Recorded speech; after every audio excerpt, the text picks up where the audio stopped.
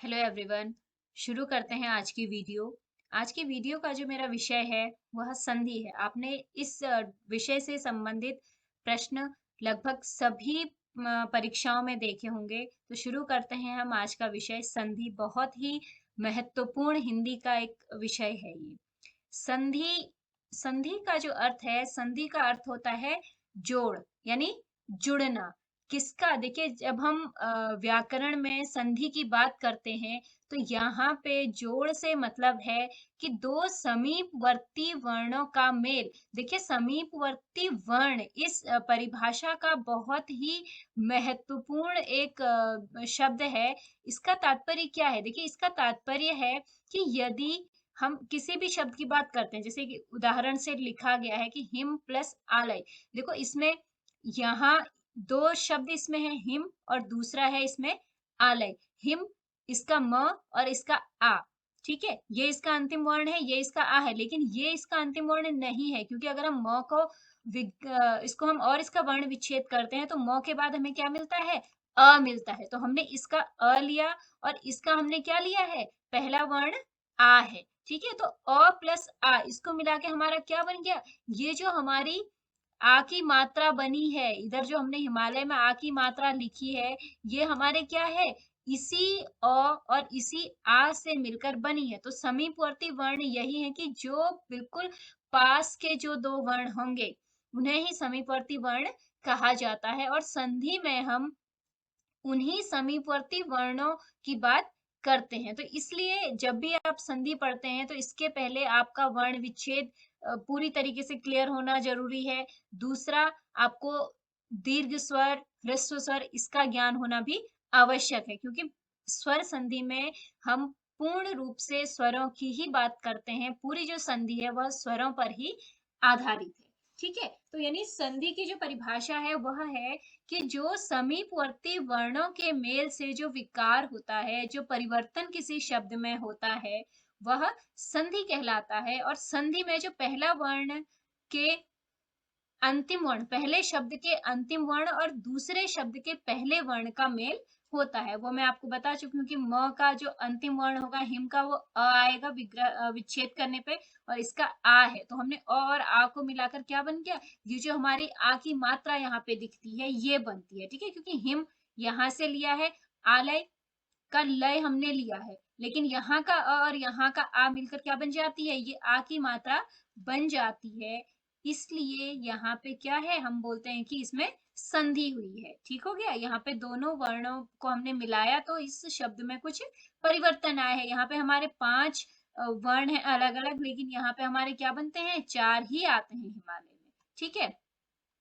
अब हम बात करते हैं संधि के भेद, यानी संधि कितने प्रकार की होती है। क्योंकि देखिए, हमारी वर्णमाला में स्वर भी हैं, व्यंजन भी हैं, अयोगवाह भी आते हैं। तो उन्हीं को ध्यान में रखते हुए जो हमारी संधि है उसके अलग अलग भेद होते हैं।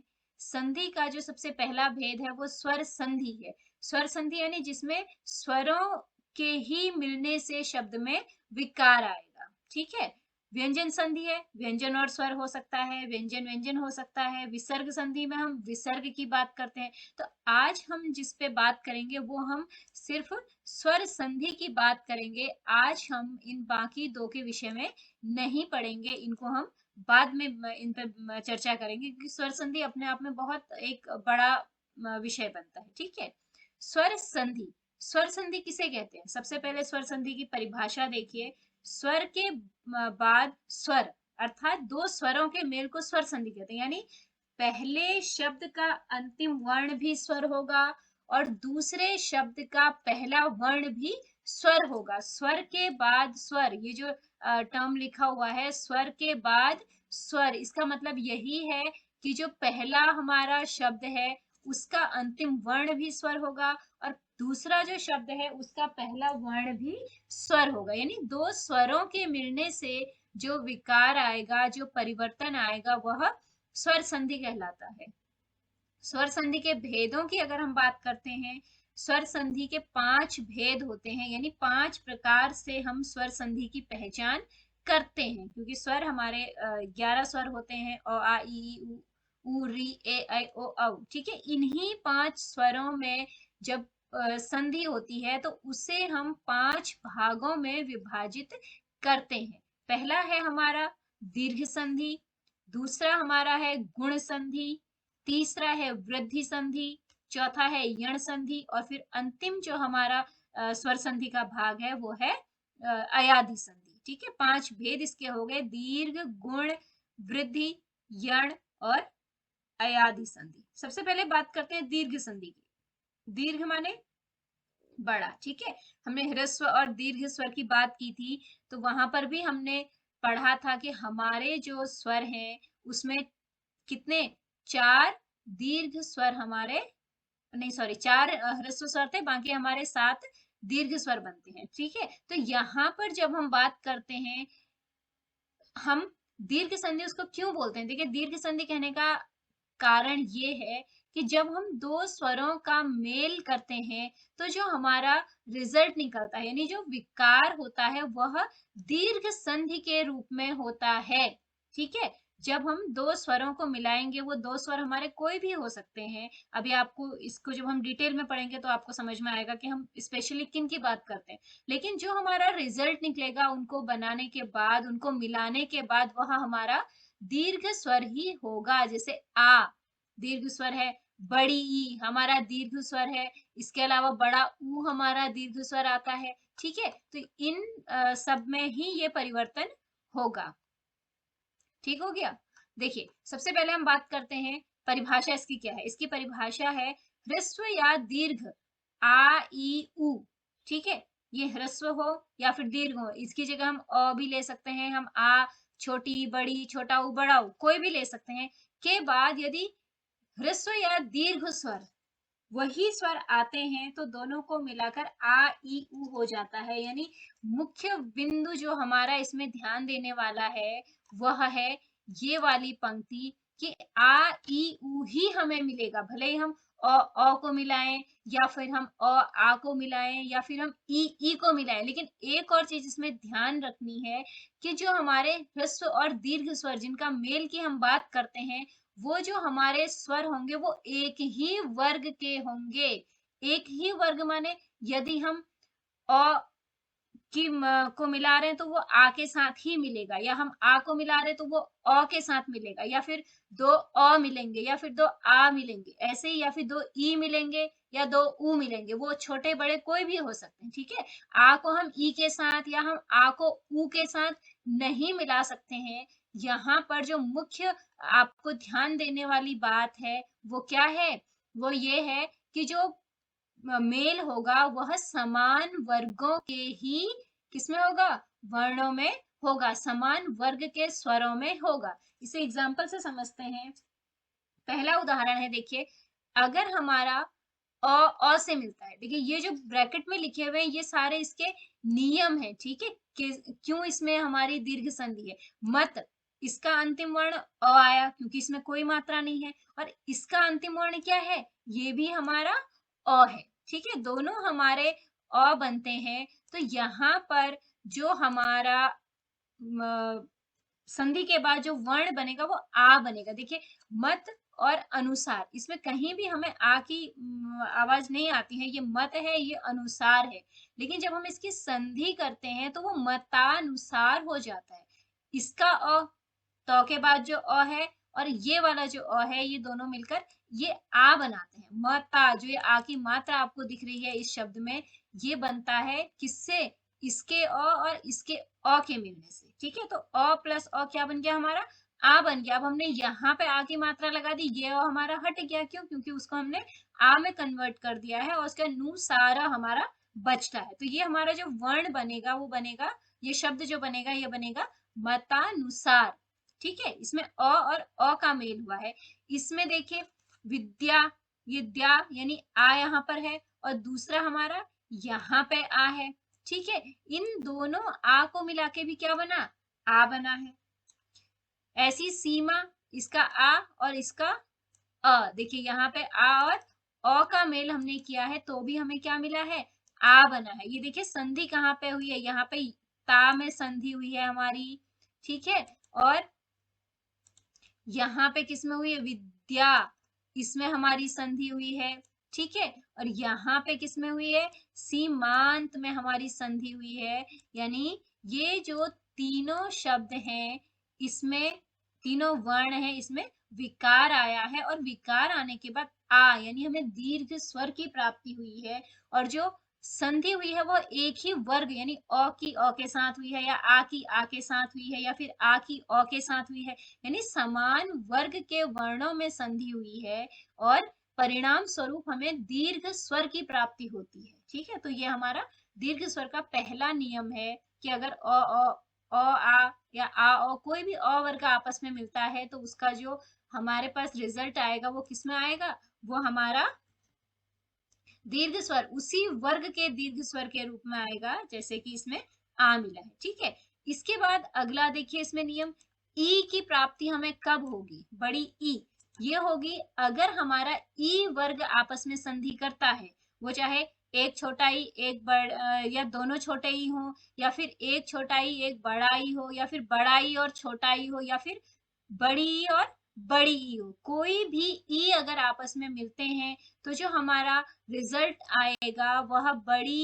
ई की मात्रा के रूप में हमें मिलेगा। ठीक है, देखिए ये मैं साथ में हाईलाइट करते जा रही हूँ ताकि आपको ये समझ में आ जाए कि हमने किस वर्ण में संधि की है, किस वर्ण में हमारा परिवर्तन आया। देखिए इसी को देखिए, अति अति यानी त प्लस ई, छोटी ई की मात्रा लगी है तो हमारा छोटा ई इसका अंतिम वर्ण बना, और इसमें पहला वर्ण क्या है, छोटा ई है, यानी हमने छोटी ई और छोटी ई को मिलाया तो हमारा जो ती बना है इसमें बड़ी ई की मात्रा आ गई है। ठीक है, यानी हमारा ई वर्ग को मिलाने से ई वर्ग का ही दीर्घ स्वर हमें मिला, तो यहाँ पे भी हमारी क्या है, दीर्घ संधि है। ठीक है, सेम यहाँ पे भी हुआ है, रवि का छोटा ई और इंद्र का छोटा ई मिलके क्या बना है, रविंद्र बना है, जिसमें हमने बड़ी ई की मात्रा लगाई है।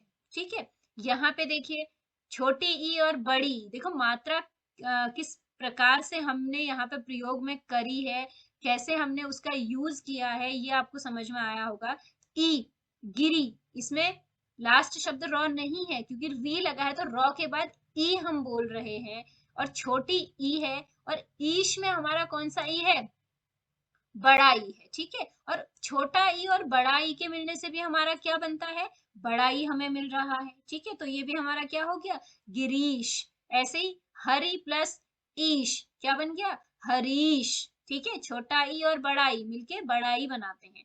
यहाँ पे देखिए पहले वाला जो वर्ण शब्द है उसका अंतिम वर्ण बड़ा ई की मात्रा इसमें लगी है। ठीक है, आपको दिखाई दे रहा होगा कि मही ह में बड़ी ई की मात्रा लगी है, और इस बड़ी ई की मात्रा का जो योग है वो इस छोटी ई से हो रहा है। ठीक है, बड़ी ई और छोटी ई मिलके हमें क्या बन गया, महेंद्र। ह में बड़ी ई की मात्रा हमारी आ गई, यानी इस बड़ी ई ने और इस छोटी ई ने मिलके क्या बनाया, बड़ा ई बनाया, दीर्घ स्वर बनाया उसी वर्ग का। सेम योगी प्लस इंद्र, इसमें भी वही है, बड़ा ई और छोटा ई बड़ा ई बनाता है मिलके। ठीक है, सेम यहाँ पे देखिए, अब अगला जो उदाहरण है इसमें दोनों बड़ी ई की मात्राओं को हमने लिया है। जानकी में बड़ी ई की मात्रा है, ईश इसमें कौन सा है, इसमें भी बड़ी ई की मात्रा है, तो मिला के हमारा जो बना, जो हमारा इन दोनों की संधि करने के बाद जो हमें वर्ण मिला वो क्या मिला, बड़ा की मिला। यानी इसमें भी हमने बड़ी ई की मात्रा का प्रयोग किया है, यानी बड़ी ई और बड़ी ई की अगर हम मिलाते हैं तो भी हमारा बड़ी ई की मात्रा बनती है। ठीक है, ऐसे ही हमने रजनीश में भी किया है, और यही नियम ऊ के साथ भी लागू होता है। किसी भी ऊ को हम मिलाएं, हम चाहे दो छोटे ऊ की बात करते हैं तो भी हमें बड़ा ऊ मिलेगा, एक छोटा ऊ एक बड़ा ऊ लेते हैं तो भी बड़ा ऊ मिलेगा, या फिर हम पहले बड़ा ऊ फिर छोटा ऊ लें तो भी बड़ा ऊ मिलना है, या फिर दोनों बड़े ऊ की मात्रा ले लें तो भी हमारा बड़ा ऊ ही आएगा। देखिए अब आपके इनके उदाहरणों को देखिए, भानु छोटा ऊ इसमें है। ठीक है, और उदय इसमें क्या है, इसमें भी छोटा ऊ है। भानु और उदय इसको मिला के जो हमारा वर्ण बना वो हमारा क्या बना, भानुदय, यानी बड़ा ऊ। ठीक हो गया। ऐसे गुरु और उपदेश, गुरु में छोटे ऊ की मात्रा लगी है, देखो अंतर होता है, ये खाली घूम जाती है, और बड़ा ऊ हल्का सा डंडा लेने के बाद फिर मात्रा पीछे को लगती है, ठीक है। ये मात्रा हमारी अंदर को घूमी है, ये हमारी बाहर को निकलती है।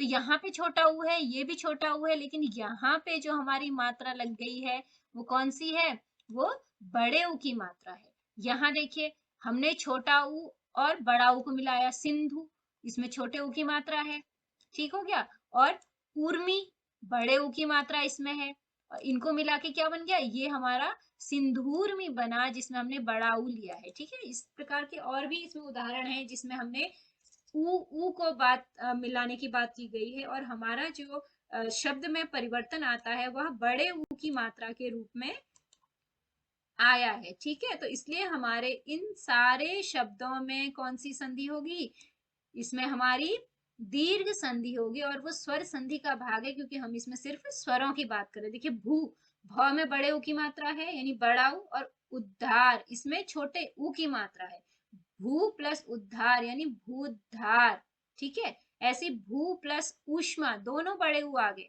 भू में भी बड़ा ऊ है हमारा, ऊष्मा, ऊष्मा में भी क्या है, बड़ा ऊ है। इसको मिला के जो हमारा शब्द बना वो भूष्मा बना है, यानी भू पृथ्वी की ऊष्मा, भू मतलब पृथ्वी, ऊष्मा उसकी गर्मी, ये भी हमारा दीर्घ संधि में आएगा, ठीक है। यानी कुल मिला के जो हमारा दीर्घ संधि में जो याद रखने वाली बात है वो ये है, इसमें दो चीजें आप ध्यान में रखिए। पहला तो ये है कि इसमें जो संधि होगी वह समान वर्ग के वर्णों के बीच में होगी, ठीक है। अ आ इस तरीके से, या फिर उ बड़ा ऊ छोटा ऊ ऐसे। और दूसरा इसमें जो याद रखने वाली बात है वो ये है कि उसके बाद जो हमारा परिवर्तन आएगा वह उसी वर्ग का दीर्घ स्वर के रूप में हमें दिखाई देगा, ठीक है। यानी आ की के मिलने से आ बनेगा, ई के अगर दो वर्ण आपस में मिलते हैं तो बड़ा ई मिलेगा, छोटा ऊ बड़ा ऊ मिलता है तो उसमें हमारा कौन सा बनेगा, बड़ा ऊ बनेगा, ठीक है। दो चीजें इसमें याद रखने वाली हैं। अगली बात करते हैं हम गुण संधि की, ठीक है। ये हमारा स्वर संधि का अगला भेद है, इसे गुण संधि कहा जाता है। गुण संधि में भी हम अ आ ई इन चार स्वरों की बात करते हैं। अब क्या है देखिए, इन चार स्वरों के बाद यदि ई, नहीं सॉरी, अ और आ, ठीक है, अ और आ के बाद अगर हमारे ये चार स्वर आते हैं, पांच स्वर आते हैं, कौन कौन से, अ आ का मेल यदि ई, उ या फिर री से होता है तो फिर क्या होता है, पहला जो शब्द है उसके अंतिम वर्ण हमारे अ और आ ही रहेंगे, ठीक है। लेकिन उनका मेल किससे होगा, या तो ई के साथ होगा, या उ के साथ होगा, या फिर री के साथ होगा, ठीक है। यानी पहला वर्ण यानी नर, देखो एग्जाम्पल से इसको समझो, नर इसका हमारा अंतिम वर्ण क्या है, अ है। रमा लिया है, इसका पहला वर्ण क्या है, आ है, ठीक है। और इनका मेल हो रहा है ई के साथ, कहीं पे यहाँ पे छोटी ई है, इसमें छोटा ई है, और इसमें हमारा बड़ा ई है। तो इसके बाद इनमें क्या परिवर्तन होता है, इसमें देखिए अ या आ के बाद अगर दोनों ई में से कोई भी ई आता है तो हमारा ए बनता है, ठीक है। आ के बाद यदि हमारा उ में से कुछ आएगा तो हमारा ओ जो परिवर्तन होगा वो ओ के रूप में होगा। और आ के बाद यदि री हमारा आता है तो हमारा जो परिवर्तन होता है शब्द में वो अर के रूप में होता है, ठीक है। अब देखिए उदाहरण से इसको समझिए, अ, नर में से अ और इंद्र में से ई, यानी अ और छोटी ई को हमने मिलाया तो हमें यहाँ पर र में कौन सी मात्रा मिल गई, ए की मात्रा मिल गई। यही जो ऊपर लाल रंग से लिखा हुआ आपको दिख रहा है, ये नियम है कि यदि हम अ की संधि ई या ई के साथ करते हैं तो हमारा क्या है, जो हमारा वर्ण होगा उसमें ए की मात्रा लग जाएगी। जैसे इसका नर का अ लिया, इसका हमने ई लिया, ठीक है। तो अब देखिए कॉमन सी बात है कि हम स्वर के ऊपर तो मात्रा लगाएंगे नहीं, तो वो मात्रा हमारे कहाँ पे लगेगी, जो हमारा पहला वाला शब्द का अंतिम वर्ण है, ठीक है। जैसे इसमें से अ हमने हटा दिया तो हमारा र बचता है, ठीक है ना। र के ऊपर और ई को मिलाने से जो विकार आया वो यहाँ पे दिखाई देगा। देखिए नर और इंद्र, ई के ऊपर हम कोई मात्रा नहीं लगा सकते हैं, ई और इसका अ मिला के हमने क्या बना दिया, ए बना दिया है, तो उस ए की मात्रा का प्रयोग हमने कहाँ पे किया है? उसका प्रयोग हमने र के ऊपर किया है। क्यों? क्योंकि मात्राएं हमेशा व्यंजनों पे लगती हैं, स्वर के ऊपर नहीं लगेगी। सेम सुर और इंद्र, यहाँ से अ और यहाँ से ई लिया, तो ये क्या बन गया? रे बन गया। र के ऊपर ए की मात्रा, अब र तो ऑलरेडी हमारे पास है, ठीक है? इसका अ, सुर का अ और इसका ई, इन दोनों ने मिलकर क्या बना दिया? ए की मात्रा बनाई है। ऐसी बड़ी ई के साथ भी है, सोम, अ और बड़ा ई, ठीक है? इसमें क्या है हमारा? बड़ा ई इसमें है और सोम से हमने अ लिया है, तो हमारा म के ऊपर मात्रा लगी है, सोमेश्वर। सो ऑलरेडी अपनी जगह है, इसमें ए की मात्रा लगी। ऐसे ही अ प्लस बड़ी ई मिलाई है, तो भी हमारा नरेश बना है, ठीक है? सेम आ के साथ भी होता है। देखिए, आ में अगर हम ई मिलाते हैं, यहाँ रमा का आ हमने लिया, ठीक है? और इसका हमने ई लिया, तो भी हमारा क्या बनेगा? ए हमारा बनता है, ठीक है? ये सारे 3 और एग्जाम्पल हैं। इसको आप जब वीडियो देखेंगे तो आप खुद से देखिएगा कि इसमें कहाँ पे हमारी संधि हुई है, ठीक है ना? कुल मिला के इसमें ये है कि अ और आ अगर आपके पहले शब्द के अंतिम वर्ण है और दूसरे शब्द के जो पहले वर्ण है वो ई हैं, तो हमें ए की मात्रा मिलेगी और वो मात्रा हमारी कहाँ पे लगेगी? जो हमारा पहले शब्द का जो व्यंजन होगा, अंतिम व्यंजन होगा, ठीक है? हम इसमें वर्ण बोलेंगे तो इसमें स्वर आ जाता है, तो इसका जो अंतिम व्यंजन जो हमारे पास बचता है संधि करने के बाद, उसमें मात्रा लगेगी, ठीक है? उसके बाद इसी का जो अगला है ई वाला, तो हमने देख लिया कि ई अगर हमारे पास होता है तो हमारा ए में परिवर्तित होता है। अगला हमारा है कि अगर अ या आ के बाद ओ आता है, ठीक है? तो हम उ आता है, तो फिर हम क्या परिवर्तन उसमें करते हैं? देखिए, अ या आ के बाद छोटा ऊ या फिर बड़ा ऊ, कुछ भी अगर आएगा तो हमारा जो परिवर्तन होगा वो ओ के रूप में होगा। जैसे वीर, इसमें क्या है? हमारा है, ठीक है? उचित, इसका वर्ण क्या है? ऊ है। तो जो हमारा विकार आया है वो क्या बन गया है? रोचित, विरोचित। र के ऊपर हमने क्या लगा दिया? ओ की मात्रा लगा दी है, ठीक है ना? वही चीजें होती है कि यहाँ ऊ को तो हमने ले लिया यहाँ से, क्योंकि ये इसका पहला वर्ण था। अब हम यहाँ मात्रा नहीं लगाएंगे, हम मात्रा कहाँ लगाएंगे? पहला वर्ण, पहला शब्द का जो हमारा अंतिम वर्ण बचता है संधि करने के बाद, वीर, र प्लस अ, और हमने ऊ के साथ मिला लिया, तो हमारा क्या बचा? र बचा। उसके ऊपर हमारा जो परिवर्तित मात्रा है जैसे ओ, वो हमारी लग जाती है, ठीक है? हितोपदेश, हित, अ प्लस उ बराबर क्या? ओ बन गया, ठीक है? ऐसे ही आ के साथ भी होता है। आ, महा, ये आ की मात्रा इसमें है, आ यहाँ से लिया, ऊ हमने कहाँ से लिया? ऊ हमारा यहाँ से आया, यानी आ प्लस ऊ हमारा क्या बन गया?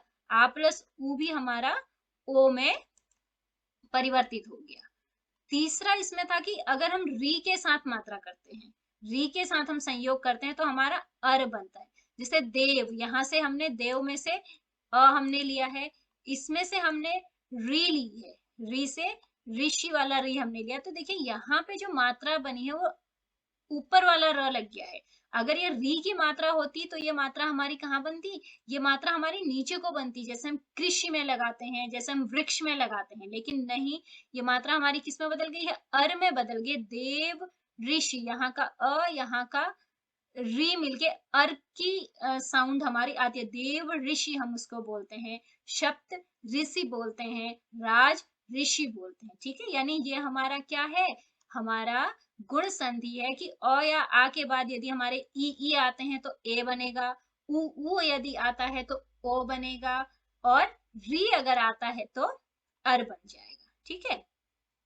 अगला हम बात करते हैं वृद्धि संधि की। वृद्धि संधि में भी हम अ या आ की ही बात करते हैं। हमारा जो पूर्व जो शब्द होगा वो अ आ होगा, उसके बाद ए या ऐ आते हैं, तो फिर हम वहां पे क्या परिवर्तन करते हैं? अ या आ के बाद अगर ए आता है तो उसका जो हमारा परिवर्तन शब्द में होगा वो आई में होगा, और यदि ओ औ आता है, ठीक है? ओ औ के आने पे क्या हो जाएगा? हमारा वो शब्द हमारा औ में परिवर्तित हो जाता है। ए या ऐ, अ आ के बाद ए या ऐ आए तो ऐ बनता है, और ओ और औ आए तो हमारा औ बनता है। देखो इसको समझने के लिए आप ये समझ सकते हैं कि वृद्धि, वृद्धि मतलब भी क्या होता है, बढ़ना, ठीक है। ए या ऐ के आने पे तो हमें क्या होगा, दोनों ही परिस्थितियों में हमें ऐ मिलेगा, और ओ औ अगर आता है तो उन दोनों परिस्थितियों में हमें औ मिलेगा, ठीक है। यहाँ पर भी एक तरीके से आप ये समझ सकते हैं कि जैसे हमने दीर्घ में पढ़ा था कि उसी स्वर का, उसी वर्ग का हमें दीर्घ स्वर की प्राप्ति होती है। लेकिन यहाँ पे अंतर क्या है, देखिए वहां पे था कि पहला जो पद है जिसके साथ संधि हो रही है वो, और जो बाद वाला शब्द है, दोनों एक ही वर्ग के थे, लेकिन यहाँ पे हमारा वर्ग अलग है। पहले शब्द में तो अ और आ ही आएंगे, लेकिन बाद वाला शब्द में ए आई आ सकता है, ओ औ आ सकता है, ठीक है। अब क्या है, ए और आई अगर आता है तो आपको जो परिवर्तन करना है वो आई के रूप में करना है, अगर ओ औ आता है तो आपका परिवर्तन औ के रूप में होगा, ठीक है। यानी यहाँ पर भी हमें कहीं ना कहीं बड़ा जो स्वर हमारा है वो मिलता है, लेकिन किसका, बाद वाले वर्ग का, बाद वाला जो शब्द है उस वर्ग का बड़ा स्वर हमें मिलेगा। जैसे अ और ए को मिला के आई का उदाहरण देखिए, एक और एक, क में से अ लिया है, यहाँ पे अ आया, यहाँ से हमने क्या ले लिया, ए ले लिया है, ठीक है। तो इसको मिला के हमने क्या बनाया, एक कैक बना दिया। क में ऐ की मात्रा लग गई है, ऐ की मात्रा 2 होती है। ऐसे ही अ, लोक, क के बाद अ है, और ए, ऐषण, लोक और ऐषण यानी लोकेषणा, यहाँ पर भी हमारा किस में परिवर्तन हो गया है, ऐ में हो गया है। ये कब की बात है, जब हम दूसरे शब्द का पहला वर्ण हमारा ए है। अब देखिए अगर दूसरे शब्द का पहला वर्ण हमारा आई होता है, तब उस कंडीशन में क्या है, उस कंडीशन में भी हमारा आई ही हमें मिलता है, ठीक है। यही हमने ऊपर नियम में पढ़ा कि यदि हमारा अ या आ का जो मेल होता है वह ए और आई से होता है तो हमें दोनों ही परिस्थितियों में आई मिलेगा। वही ये अ के उदाहरण थे। आ के साथ देखिए ये वाले एग्जांपल्स आते हैं मोस्टली, सदा और एव। सदा यहाँ से हमने आ लिया है, सदा का हमने क्या लिया, आ लिया, और एव का हमने ए लिया है। यहाँ पर भी हमारा क्या है, इसका आ और इसका ए, ये मिलके क्या बना रहे हैं, ये मिलके हमारा आई की मात्रा हमें देते हैं, ठीक है। सदैव, ऐसे ही हमारा जो ये दूसरा उदाहरण है इसमें भी है, ठीक है, तथैव में भी है। महा ऐश्वर्य, यहाँ पे हमारा आ है, ठीक हो गया, और यहाँ पे हमारा किससे मिल रहा है, आई से ये मिलता है। यहाँ भी हमारी जब संधि होती है तो इसमें मात्रा किसकी आ जाती है, आई की ही आएगी, ठीक है। यानी आ की का मिलान अगर ए आई से होता है तो परिणाम स्वरूप हमें जो मिलता है वो क्या मिलता है, हमें आई की मात्रा ही मिलेगी।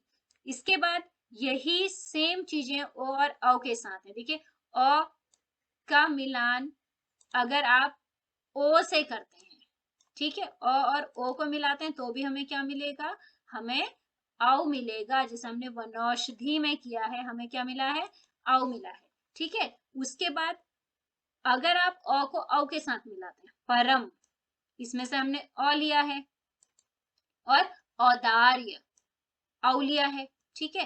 तो इसको मिला के भी हमारा क्या बन गया, परमोदार्य, औ की मात्रा हमारी यहाँ पे बन गई है। यानी और आ के साथ हमने ये ओ आएगा, ठीक है ना, ये थोड़ा सा मिस्टेक हो गया है, ये हमारा बनेगा ओ। औ को अगर हम ओ के साथ मिलाते हैं तो भी हमारा औ बनता है। देखिए महा, ये लिखा हुआ है, इसमें से आ लिया हमने, और ओज का हमने क्या लिया, ओ लिया, ठीक है। ये हमारा औ बन जाता है। महौज करके इसमें है, या महा औषध करके आता है, या फिर महा औदार्य, यहाँ पे हमने आ, इसमें से आ की मात्रा ली, और औदार्य, औदार्य में से हमने औ की मात्रा ली, तो भी हमारा जो रिजल्ट आया वो किस में आया, महोदार्य में आया, ठीक है। अगला हमारा है यण संधि। ये थोड़ा सा आपको टफ लगेगी, थोड़ा सा अलग लगेगी। इसमें क्या है, देखिए यहाँ पे हमारा जो पहले पद है वो ई उ री कुछ भी हो सकता है, यानी वो ई वर्ग हमारा हो सकता है, वो हमारा ऊ वर्ग हो सकता है, या हमारा री वर्ग हो सकता है। यानी पहले शब्द का अंतिम वर्ण इसमें से कोई होगा। उसके बाद यदि भिन्न आता है, भिन्न मतलब ई के साथ ई से नहीं, अगर समान आएगा तो फिर वो दीर्घ में हो जाएगा। लेकिन अगर भिन्न स्वर आता है, जैसे ई के बाद अगर हमारा उ आ गया, हमारा अ आ गया, तो हम क्या करेंगे? अगर भिन्न स्वर आता है तो ई वाले जो शब्द हैं वो किस में बदल जाएंगे? हमारे य में बदल जाएंगे, भिन्न स्वर के आने पे। ठीक है, उ हमारे किस में बदल जाएंगे? उ का हमारा व में परिवर्तन हो जाता है, और री का री ही होगा। ठीक है, देखिए जैसे कि ई के बाद अ आया, अति में क्या है हमारा? ई की मात्रा लगी है, तो हमारा इसका अंतिम वर्ण ई बनेगा। और यहाँ पे हमारा क्या है? अ है। ठीक है, तो इसको मिला के क्या बन गया? य बना। इसको मिला के क्या बना? य बना। अब देखिए इसमें एक चीज आप बहुत ध्यान से इसे देखना, आधा तो कहाँ से आया? देखो आधा तो इसलिए आया क्योंकि अति, अगर हमने इसमें से मात्रा निकाल दी तो यहाँ पे हमारा क्या बना? आधा त बचा ना, तो उस त को हम ऐसे ही छोड़ तो नहीं सकते हैं। और यहाँ से हमने ई लिया है, यहाँ से हमने अ लिया है, तो यहाँ पर हमारा धिक बचा। ये देखो पहले वर्ण का अ हमने अपने जगह पे लिखा है, इसका धिक हमने अपनी जगह पे लिखा है। ठीक है, अब ये त्य क्यों बना है? क्योंकि यहाँ ती में से ई निकालने पर हमारा आधा तो भी तो बचा है, उस तो को भी हम कहीं नहीं वेस्ट कर सकते ना, तो वो आधा तो हमारा ये है, बाकी ई और अ को मिला के हमारा क्या बन गया? य हमारा बन जाता है। ठीक है, तो ये हमारा अत्यधिक बनेगा। ऐसे ही यदि और अपि, द इसमें बना है, यदि में से द बचा। ठीक है, और ई और अ की हमने मात्रा कर दी तो य बन गया। द और य मिलके क्या बनाते हैं? द बनाते हैं। ठीक है, ऐसी यहाँ पे भी है, देखो ई और आ मिलके इत्यादि बना है। ठीक है ना, अब मैं इसमें देखिए सब में हाईलाइट नहीं करूंगी, इससे हमारा काफी ज्यादा समय इसमें लग रहा है। नियम आपको मैंने एक एक शब्द सबके बता दिए हैं, इसके अनुसार आप देखिएगा। ठीक है ना, ई और आ, इसके बाद क्या बना? या बना। तो फिर वही बात आई कि इति, तो से ई हटाने के बाद हमारा त बचता है, तो वो तो ये आधा वर्ण है। ठीक है, आधा इसलिए बचा क्योंकि हमने इसमें से मात्रा हटा दी, और मात्रा की हमने इस वर्ण के साथ संधि कर दी है, जिसके बाद हमें य मिला है, और आ है तो वो या बन गया। ठीक हो गया, ई और ऊ से यू बना। ई और ऊ से य बनता है क्योंकि बड़ा ऊ है तो बड़े ऊ की मात्रा आ जाएगी, अगर छोटा ऊ होता है तो फिर छोटे ऊ की मात्रा आएगी। ई, आधा नौ यहाँ पर भी बचा हमारा, और ई और ऊ का मिलके य बन गया, क्योंकि वो बड़ा ऊ है तो हमने उसमें कौन सी मात्रा लगा दी? हमने उसमें बड़े ऊ की मात्रा लगा दी। देखिए हाईलाइट करने पे ये आधा वर्ण है तो ये न भी उसी के साथ हो रहा है, बट ये जो हाईलाइट है ये सिर्फ य के साथ मैं करना चाह रही हूँ। ठीक है, ई और ए, इसका ये बन जाएगा। ई और ए मिलने से भी हमारा य बना, क्योंकि ए है तो हमने ए की मात्रा इसमें लगा दी है। ठीक है, सेम इसी प्रकार ई और आ से क्या होगा? उ और अ से हमारा व बनता है। देखिए ये शब्द बहुत ज्यादा कॉमन शब्द है, स्वच्छ आता है। ठीक है, या फिर स्वागत, तो बहुत ही एग्जाम्स में देखने को मिलता है कि स्वागत में हमारा कौन सा संधि होती है, या फिर इसका संधि विच्छेद क्या है। ठीक है, ये देखिए इसमें क्या है? सु और आगत, सौ में से ऊ की मात्रा ली हमने, आगत, इस आ को हमने लिया है, उ प्लस आ मिलके क्या बन गया? वा बन गया। ठीक है, उ प्लस आ मिलके वा बन गया है। आधा स हमारा यहाँ पे बचा तो वो हमने लिखा, और इस उ और आ को मिला के वा बन गया। फिर हमारा इसमें गत शब्द बचता है, स्वागत। ठीक है, इसको ऐसे हम इसका विच्छेद करते हैं। वधु और आगमन, वध्वागमन, व अपनी जगह है, ध अपनी जगह है, उ और आ ने मिलकर क्या बना दिया? वा बना दिया। ठीक है, वध्वागमन अपनी जगह है। ये इस तरीके से हम इसको देखेंगे। री और अ का मिला के र बन गया। पितृ आज्ञा यानी पित्राज्ञा, मात्र आज्ञा मात्राज्ञा, ई के साथ मिलेंगे तो री बनता है। ठीक है, अ के साथ है तो खाली र है, और ई के साथ है तो फिर ई की मात्रा, री की मात्रा हम उसको पढ़ेंगे। अगला आता है इस संधि का अंतिम भाग जो है अयादि संधि। देखिए अयादि संधि के पूरे एग्जाम्पल मैंने इस पेज में लिखे हुए हैं। देखिए ए, अब आपको शायद इतने एग्जाम्पल करने के बाद ये चीजें क्लियर हो गई होंगी, मुझे लगता है कि कैसे हमने संधि की है।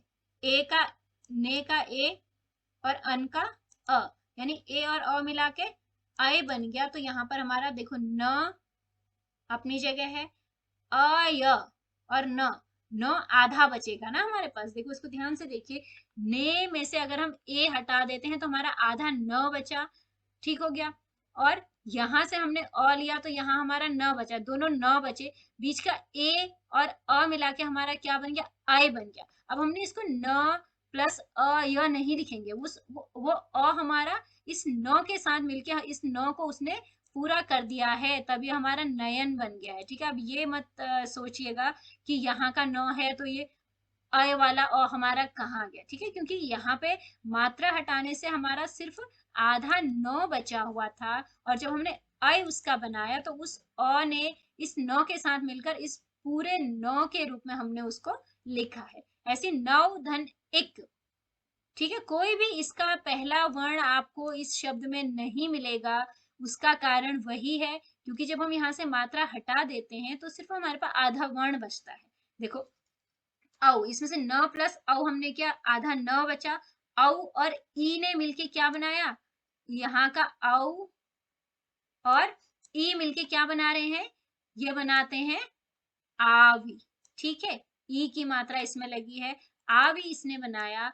अब क हमारा बचा है, यहाँ पर हमारा आधा न बचा, यहाँ पर हमारा आ भी बन गया, यहाँ पर हमारा क बचता है। अब इस आ ने इस न के साथ मिलके इसको क्या बना दिया है, इसको ना बना दिया है, इसलिए हमारा ये आ हमें नहीं दिखाई दे रहा है, सिर्फ हमें वी दिखाई दे रहा है। ठीक है, ऐसे ही यहाँ पे भी देखिए, भो, ओ प्लस अ, ओ प्लस अ से अब बना, और ये वाला जो हमारा अ है ये इस आधे भ के साथ जुड़ के इसने क्या बनाया, भ बनाया, और बीच में ये व हमारा यहाँ लगा और न हमारा यहाँ से आया। ठीक है, इस प्रकार हमारे ये जो संधि है, स्वर संधि, ये हमारी पूरी होती है। इसको ये बहुत एक बार पढ़ के समझ में नहीं आएगा, क्योंकि थोड़े से इसमें जो नियम है वो बाकियों की बजाय ज्यादा है। थोड़ा सा जिसका हिंदी बैकग्राउंड नहीं है उसे मुश्किल हो गया, बाकी जो हिंदी पढ़ते हैं उन्हें शायद कोई समस्या इसमें ना हो। तो इसलिए इसको ध्यान से देखिए, कुछ प्रॉब्लम होती है तो उसको खुद से सॉल्व करने की कोशिश कीजिए। ठीक है, इसमें और ऐसा कुछ भी नहीं है कि जो नहीं हो सकता, बस 4-5 नियम है कि यदि हम सेम वर्ग के साथ संधि करते हैं तो क्या होता है, या फिर विपरीत वर्ग के साथ करते हैं, विपरीत मतलब भिन्न वर्ग के साथ करते हैं तो क्या होता है, कहाँ पे अय बनता है, कहाँ पे अव बनता है। देखिए ऊपर की जो 3 संधि हमने पढ़ी, कौन सी, दीर्घ, गुण और वृद्धि, उसमें तो बहुत ज्यादा कुछ है नहीं। थोड़ा सा अयादि और जो यण संधि आप पढ़ते हैं इसके नियम थोड़ा सा अलग है, क्योंकि इसमें कहीं ना कहीं हमारा व्यंजन शामिल होता है, तो उस दोनों में आप ध्यान दीजिएगा। बाकी की जो तीनों संधियां हैं सॉरी, वो आपको शब्द देखने से ही समझ में आ जाएगा। और इसके जो बचे हुए जो 2 भाग हैं उसके विषय में हम बाद में चर्चा करेंगे। उस पे दोबारा वीडियो बनाई जाएगी। एक में पूरी व्यंजन संधि, उसमें भी काफी सारे नियम होते हैं, वो नियम बताऊंगी एक और वीडियो में। उसके बाद एक में हम विसर्ग संधि की बात करेंगे। उसके बाद हम फिर पूरे जो तीनों प्रकार की संधियां हैं उसके कुछ एग्जाम्पल्स इसमें डिस्कस किए जाएंगे। ठीक है, तो ये एक ही टॉपिक है संधि, जिस पे आपको 3 या 4 वीडियोस देखने को मिलेंगी। ठीक है, आप उनको ध्यान से देखिए और एक एक करके आपको वो वीडियो अपलोड कर दी जाएंगी इसमें। अभी नहीं होंगी, 2-4 दिन बाद अगली वीडियो आएगी, तब तक स्वर संधि को आप क्लियरली देखिए, उसको समझिए। ठीक है, okay and have a good day everyone.